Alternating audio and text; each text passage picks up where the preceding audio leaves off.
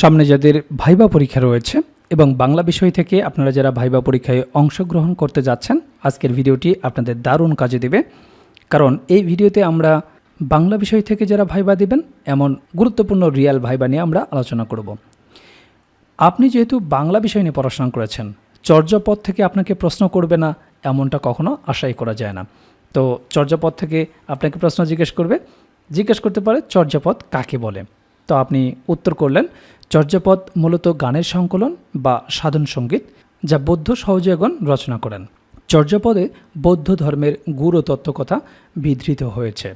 যখন আপনি উত্তর করলেন চর্যাপদ কাকে বলে, তখন এরপরে আপনাকে যে প্রশ্নটি জিজ্ঞেস করতে পারে তা হচ্ছে চর্যাপদ নেপালে পাওয়ার কারণ কি। দেখুন, এই প্রশ্নগুলো কিন্তু আমরা নিজে থেকে বানিয়ে বলছি না। এই প্রশ্নগুলো হচ্ছে বিভিন্ন চাকরি পরীক্ষায় যারা বাংলা বিষয় থেকে ভাইবা দিয়েছেন তাদেরকে পরপর এই প্রশ্নগুলো জিজ্ঞেস করা হয়েছে।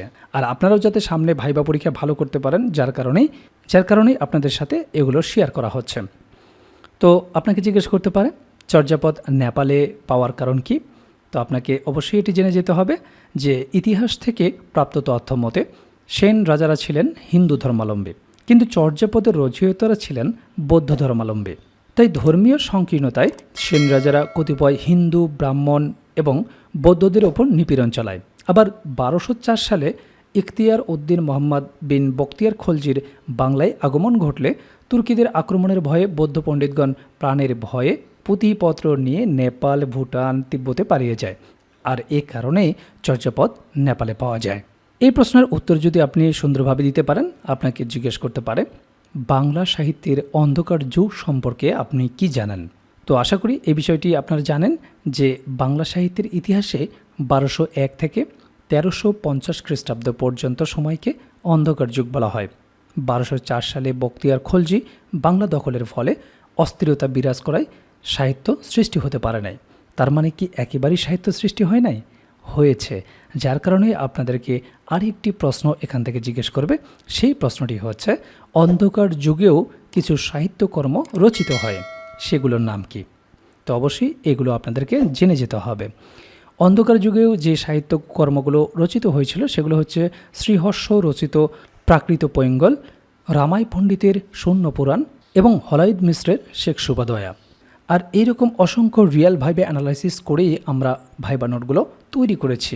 আপনি যে ভাইবাই দেন না কেন, সাকসেস সাজেশনের এই ভাইবা নোটের প্যাকেজ আপনাকে দারুণভাবে সহায়তা করবে। কাজেই সামনে যাদের ভাইবা পরীক্ষা রয়েছে, দ্রুতই আপনারা স্ক্রিনে দেওয়া হোয়াটসঅ্যাপ নাম্বারে যোগাযোগ করে আপনার ভাইবা নোটগুলো সংগ্রহ করুন। তো আপনারা দেখলেন ভাইবা বোর্ডে কী ধরনের প্রশ্নগুলো জিজ্ঞেস করা হয়, কোন কোন বিষয় থেকে প্রশ্ন জিজ্ঞেস করা হয়। আর এই বিষয়গুলো নিয়েই আমরা তৈরি করেছি প্রাইমারি ভাইবার জন্য কমপ্লিট একটা প্যাকেজ, যে প্যাকেজে আপনার বিষয়ভিত্তিক ভাইবা প্রশ্নোত্তর থাকবে, একেবারে রিয়েল ভাইবার আলোকে বিষয়ভিত্তিক নোটটি তৈরি করা হয়েছে। এছাড়াও আপনারা জানেন যে ডিপার্টমেন্টে আপনি ভাইবা দিতে যাবেন, সেই ডিপার্টমেন্ট সম্পর্কে অবশ্যই আপনাকে প্রশ্ন জিজ্ঞেস করতে পারে। তো সেই বিষয় সম্পর্কে একটা ভাইবা নোট থাকবে, প্রাইমারি সম্পর্কিত একটা ভাইবা নোট থাকবে। প্রাইমারি ভাইবাই অবশ্যই আপনাকে অনুবাদ জিজ্ঞেস করবে, অনুবাদের উপর একটা ভাইবা নোট থাকবে, যেগুলো প্র্যাকটিস করে গেলেই যথেষ্ট।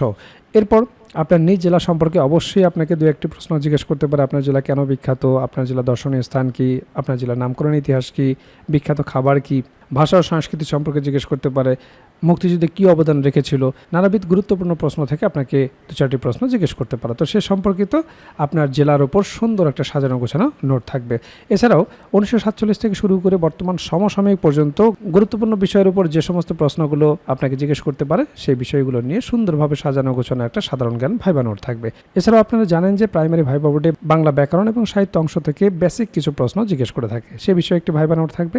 এছাড়াও গণিতের একটি বেসিক ভাইবা নোট থাকবে। আপনারা জানেন যে পাটিগণিত, বীজগণিত এবং জ্যামিতি অংশ থেকে কিছু বেসিক প্রশ্ন জিজ্ঞেস করা হয়।